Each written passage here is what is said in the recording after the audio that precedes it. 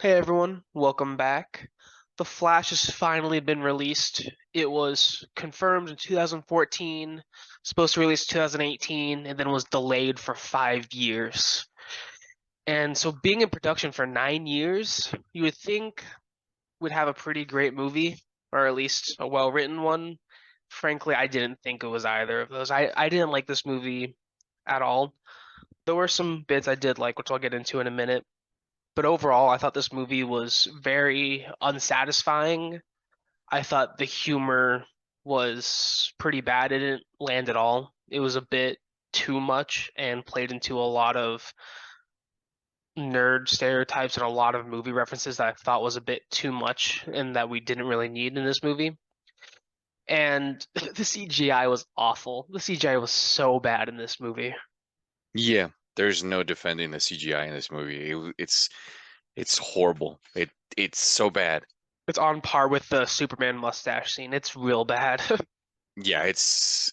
I was just telling Griff, some of the worst CGI I've ever seen. I can't think back to anything. Yeah, I can. X-Men Origins Wolverine when he's in the stupid bathroom with his fake claws out. It's this bad. Not gonna spoil anything, but yeah, there's some scenes that you're like, oh wow, that's worse than the last scene. Okay. There are elements of this movie that I did enjoy. And yes, I'll admit it, for anyone who's going to take a jab at me for it being a Batman fan, a lot of it had to do with Batman.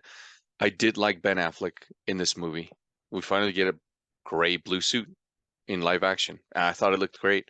It did. I did really like Michael Keaton. I'll agree with Griff 100%. The humor, I was like, I don't like Batman being funny, guys. It doesn't matter who's playing Batman. It could be Clooney, it could be Keaton, it could be Ben. I don't like a funny Batman. I don't like Batman cracking jokes. It's kind of like Wolverine cracking a joke, you know? It doesn't land. I did like Supergirl. I thought she looked great. I thought she did the part. I wish there would have been more, of her, more character development. There's a little bit of Alfred in there. He's in the trailer, so I'm not spoiling anything. Wayne Manor, seeing Wayne Manor again, they really gave us a tour of Wayne Manor.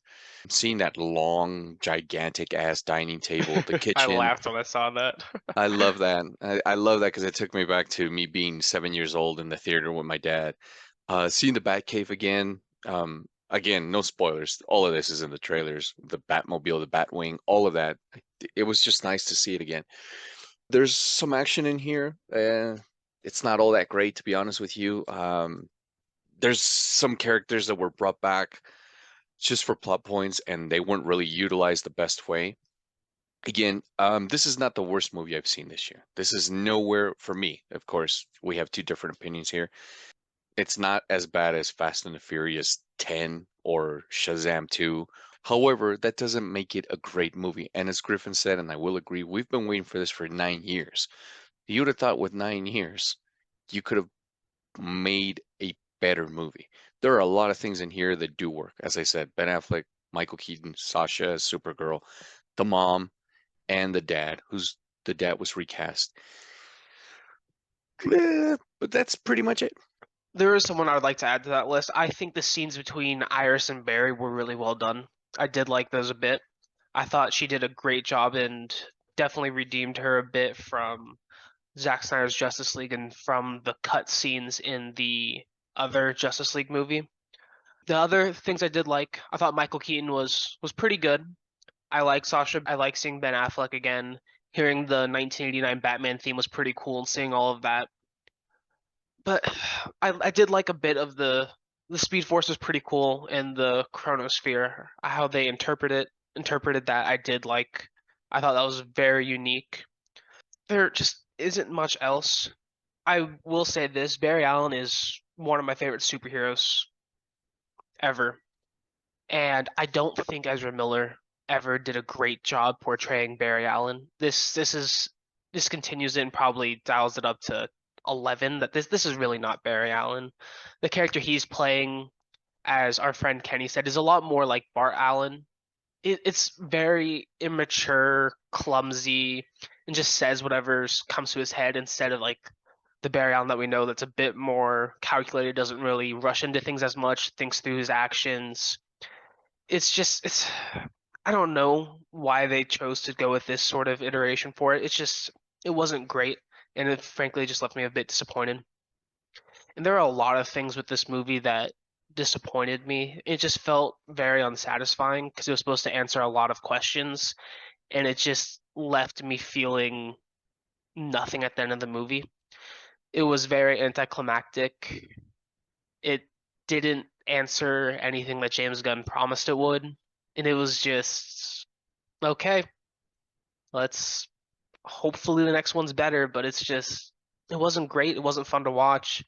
About like I think it was like 45 minutes in, I checked the time and I still had another hour, 45 minutes, and I let out such an audible groan because I was so done with this movie already. It just felt very long. The two berries were they were a lot, and I did like some of the things they did together, and then as the movie went on, it kind of just destroyed itself. It undid a lot of things that I did like throughout this movie, so I can't even say that I really liked it. It was just unsatisfying and inconclusive. And it's not even a multiverse movie. Sure, you can call it a multiverse movie if you want because they talked about it, but it wasn't a multiverse movie. This movie had pretty much nothing to do with it. It was just a lot of wasted potential. Yeah, I had to pee 40 minutes in, so I had to hold it for the rest of the time. And there's an end credit scene that's no spoilers, but it's very underwhelming. I'm not so excited for Batman the Brave and the Bold now. Yeah, I'm I very don't worried know. about that. I don't know. I don't know how much I can blame it on Andy, to be honest with you, because this movie has been handed down from director to director. The script has changed so much that I don't know how much of this is truly Andy's fault. He has made good movies. So as a director, I'm not talking down on Andy Muschietti. I think he's a good director. We'll see. But I don't have high hopes for Batman the Brave and the Bold. Please, Andy, prove me wrong. Yeah.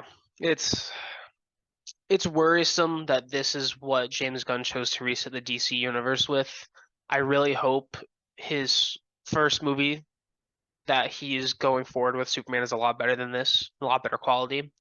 But we'll see. Blue Beetle's next, and that character is part of the DCU officially, although it's not an official DCU movie, which is a bit odd choice by James Gunn. But we'll see what happens next. Thank you guys for watching. Leave a like, comment, subscribe. Let us know in the comments below what you thought about The Flash. We'll see you guys next time for Secret Invasion. Take care, guys.